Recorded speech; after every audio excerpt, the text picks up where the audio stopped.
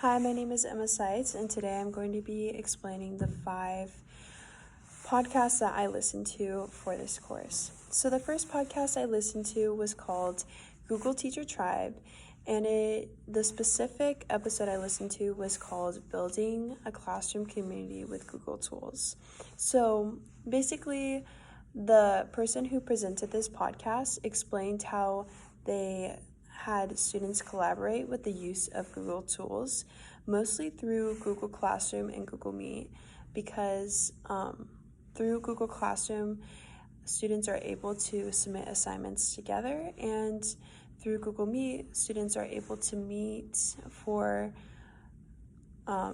maybe a project they're working on or an assignment. And if they can't meet in person, it's a really great way to collaborate with one another virtually. You can also collaborate, I talked about, through Google Slides. Through the sharing program that they have, you can share the slide that you created. And you can also collaborate through Google Docs through that same forum of sharing. I think that this is definitely beneficial, especially within the classroom. I personally have used this for many assignments, especially through Google Docs and Google Slides, where, as for example, group projects, I shared a Google slide or a Google Doc, and everybody was able to collaborate, and that was a great aspect to have.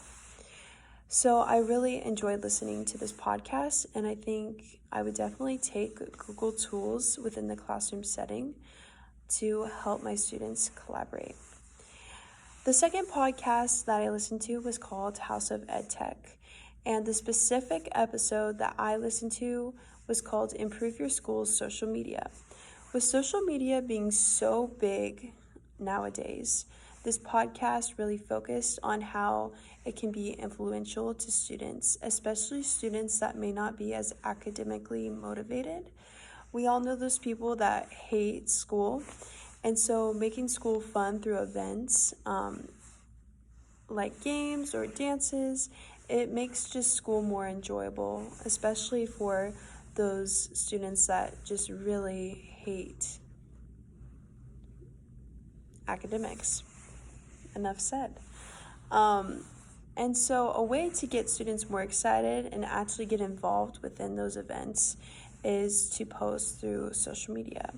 A good example of this could be the volleyball program.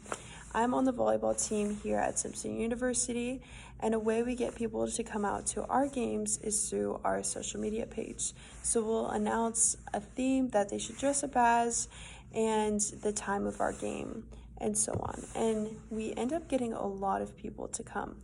So social media has been very helpful to get a crowd out there. And I think it would be extremely helpful for school activities to have a lot of involvement. So I think producing a school social media page would be a great way to get people involved. So I really enjoyed hearing this perspective. The third podcast I listened to was called Classroom Matters, and the specific episode that I listened to was called Using Podcasting to Improve the Listening Skills of Your Students. So basically, the person that presented this podcast talked about how students struggle with listening because they are more visual learners than auditory learners. And she goes on to talk about how not enhancing the listening skill is really detrimental to people's progression within their education. This is because in college there's a lot of lectures, and those lectures have an impact within your exams and assessments. And so if you're not a good listener and you're not really paying attention to those lectures, it's very detrimental to your outcome and how successful you are. So a way that this woman explained that listening skills could be improved was through listening to podcasts.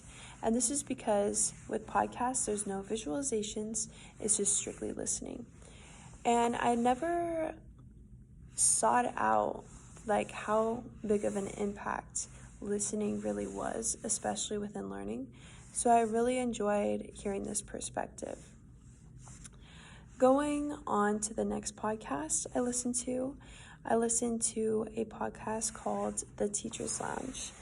And this podcast was titled Working in Passion and Purpose. The presenter of this podcast is a classroom teacher with multiple years of experience and also a coach with multiple years of experience. However, when he first became a teacher, he had no passion nor purpose. And this was because he had just graduated from college. He basically was just trying to figure out what he wanted to do with his life. And he's like, teaching's an option, so I might as well go for it. So he kind of just went into teaching as an option, not really a passion. And after experiencing teaching for multiple years, he finally gains a passion. But because he had no passion nor purpose at the beginning of his career as a teacher, he really struggled in finding happiness within his profession, especially since teaching doesn't provide a lot of money compared to other careers, and it can be very draining as it requires a lot of energy, time, and work within its job. That's just a job requirement. It's a lot of work, a lot of time, and I think a lot of people go into teaching not knowing everything about it or being very surprised when they go into teaching. So I really like this perspective. I think it gave the reality of what teaching really is. I think we can sometimes lose the main purpose of teaching or maybe not see the whole overview. So I really, as someone that really appreciates honesty, I really enjoyed hearing the realistic perspective of teaching.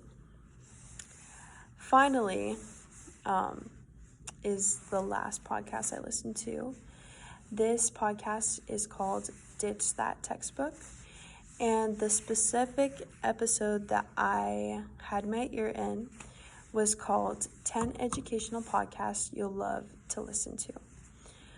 I have never been a huge podcast person, but I will say after doing this assignment, I really learned a lot of ways from podcasts on how to be a better student, a better teacher, or how different mechanisms work within the classroom.